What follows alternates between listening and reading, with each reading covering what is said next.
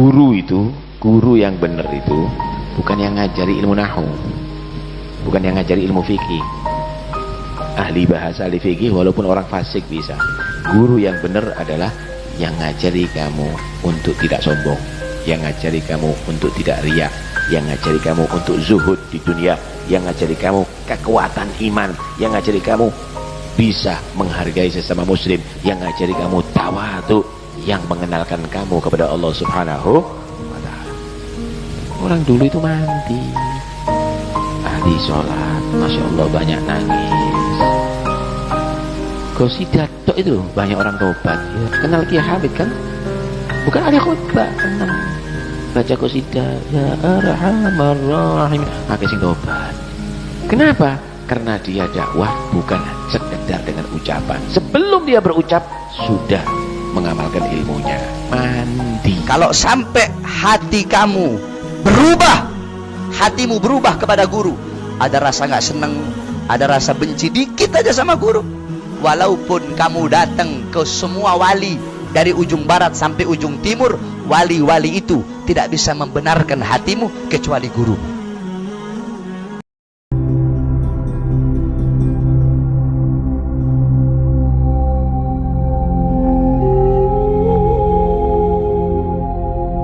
Syirik yang halus, syirik yang tersembunyi, maka kita jangan menyepelekan, jangan kita meringankan yang dikatakan syirik. Sekecil apapun syirik, ketika masih ada di dalam diri kita, mustahil kita masuk ke surganya Allah Ta'ala. Karena syirik ini dosanya tidak diampuni ya. Syirik jali nyaman, enak, kelihatan ya, kelihatan. Kita tidak menyembah Tuhan lagi, menyembah syaitan, menyembah harta dunia, kelihatan. Kalau syirik khafi yang paling halus ini yang paling membahayakan kita ya. Setiap hari kita lalai menjaga amanah badan jasmani, maka badan jasmani inilah perwujudan sifat kebesaran Tuhan melalui syahadat. Nah, pasti banyak yang lupa seperti ini. Yeah. Perwujudan syahadat, ya, itu yang banyak dilupakan. Seorang salik ketika suluk menuju Tuhannya tidak dijaga. Karena lalai akhirnya tidak amanah. Karena tidak amanah akhirnya syirik. Itu yang berbahaya ya. Tadi yang saya contohkan ketika sholat ya, kiblat hati kita kemana, kiblat pikiran kita kemana ya, itu yang bisa merasakan pribadi masing-masing. Indah Allah atau indah nas kita ini selama ini, walaupun statusnya murid, terkadang murid pun masih lalai di dalam sholatnya. Ketika sholat itu dia tidak sadar akan kesadarannya asa dengan Tuhannya. Dia sholat masih menginginkan sesuatu daripada selain ridhonya Allah Subhanahu wa ta'ala.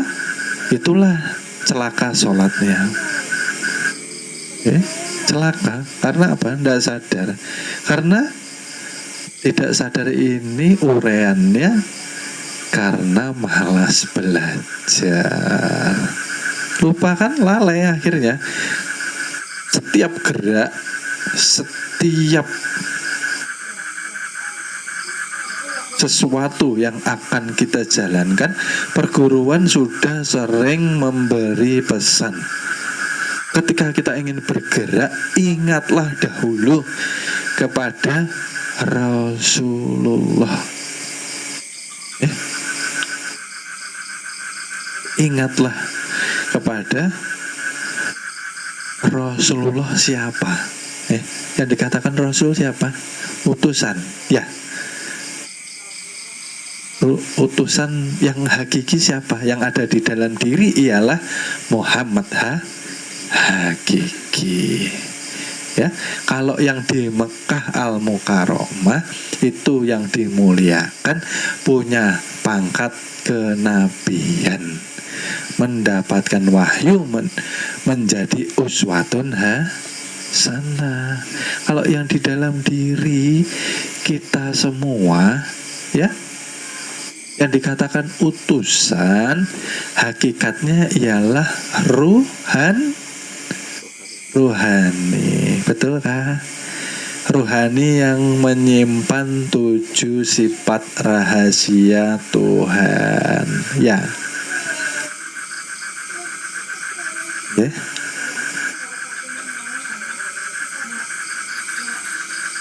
Kalau lalai perguruan wajib mengingatkan, ya. Seperti contoh seperti ini. Yang saya pegang pasti tahu. Ya, ini penunjuk yang namanya penunjuk penggaris, ya. Tahu ini, ya. Bisa melihat. Nih, kalau yang saya pegang tahu, namanya mic, tahu, ya. Yang mengetahui siapa? Yang mengetahui ialah basornya Tuhan. Ya. Ayo diingat kembali. Karena ini sangat halus sekali, ya. Kebanyakan kita lalai loh. Ya. Setiap hari kita berjalan, duduk, tidur, bergerak, tidak ingat Rasul. Katanya mau dapat syafaat. Nah, tapi bergerak semaunya. Ini yang dipakai siapa? Nur, cahaya. Nyata menjadi dikatakan manusia. Ya, manusia yang dikatakan hamba Allah ialah yang sudah mengembalikan hak Tuhan kepada Tuhannya. Berarti dihilangkan yang namanya sifat keegoan diri, keakuan. Ini yang sangat kita khawatirkan. Okay. Lalai ini karena nanti menjerumusnya ke kuatannya aku, ego, nafsu 4. Jadi menyala anu tolong dikerjai. Yang saya ya Kak Didi. Kapunten. Anu dana sandang dia. Yang saya ya.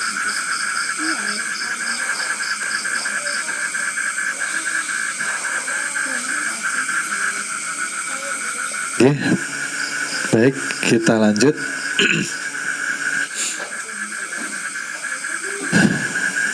Perguruan ini tujuan mengajar ialah memberikan penerangan, memberikan kesadaran kepada umat. Ingatlah, hakikat keislaman ialah yang pertama akan mendapatkan keselamatan jika kita berserah diri. Berserah diri itu artinya apa? Mengkosongkan aku yang dikatakan nafsu 4, ya, seperti itu. Kita selama ini kita lupa dengan Rasul yang menjadikan kita ada di alam semesta ini. Rasul utusan menjadi nyata ke dalam rohani, mawujud menjadi gerak keluar masuknya napas. Kenapa kita tidak mengenali yang sangat dekat dengan kita? Itu yang sering kita lupakan.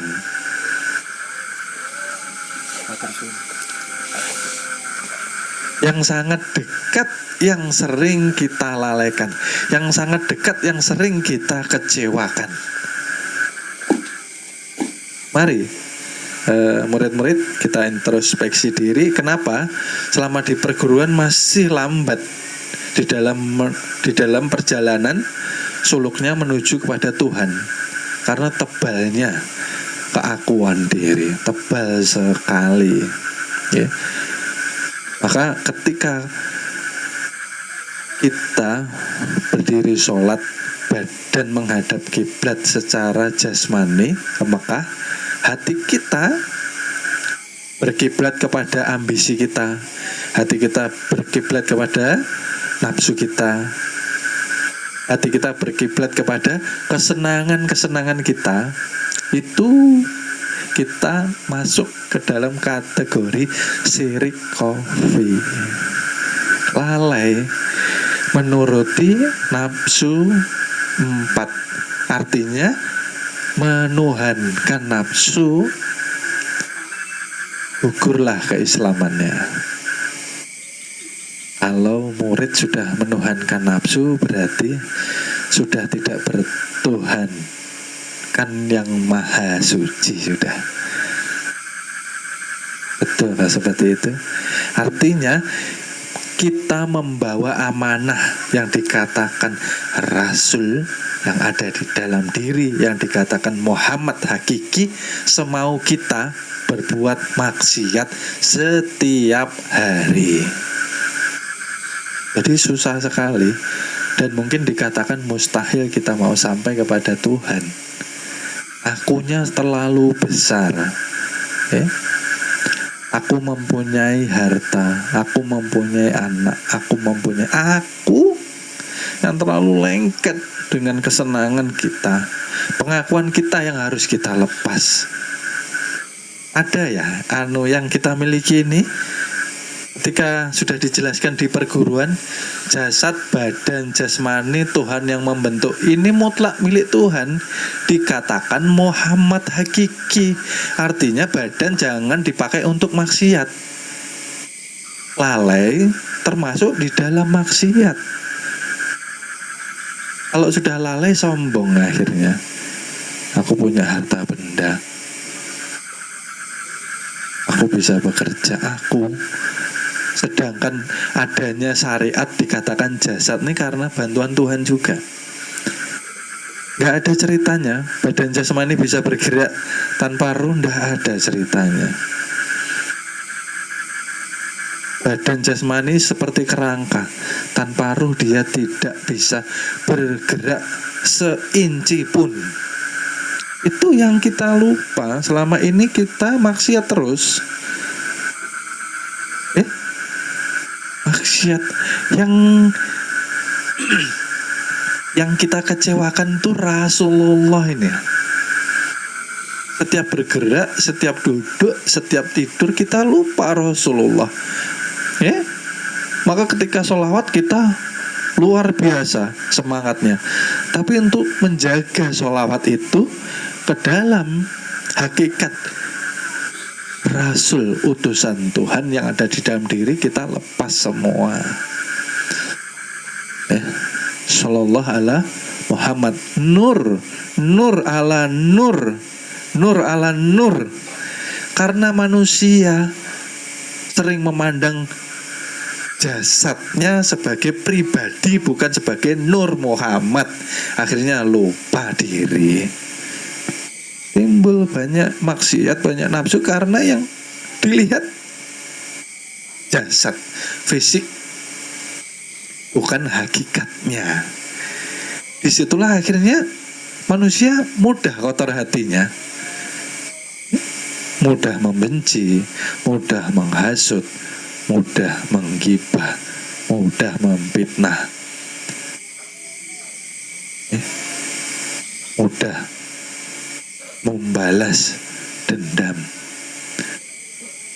Dan duwe derajat pangkat, duwe bondo donya, nek uripe adoh karo sing gawe urip, niku sak dalan-dalan kesandung-sandung, kesrimpet-srimpet. Ning arepa uripe kaya kula niki sarwa kekurangan, ning cedhak karo sing gawe jagat, lakune ya kepenak, ora bakal kesandung, ora bakal kesrimpet. Kuwi mung penemune wong goblok. Penemune wong sing ora ngerti marang ilmu. Sing kandha sapa? Wong sugih, wong duwe derajat kok adoh karo sing gawe urip. Ming gumantung karo gone ngrasake. Ning mesti adoh karo sing gawe urip. Jalaran apa kok iso kaya kandha kaya mangkono? Mergo derajat pangkat niku sing iso micake wong. bondo donya niku sing iso micake wong wekasan lali panembahe. Contone mboten sanganggo conto sing kula dumuk ning pirang-pirang teng donya niku gumlare menungso sing kokean derajat pangkat kokean bondo donya wekasan mripate wuta karo sing gawe urip terus ngawula karo bondo donya niku pirang-pirang. Mohon maaf akan dilanjutkan episode berikutnya.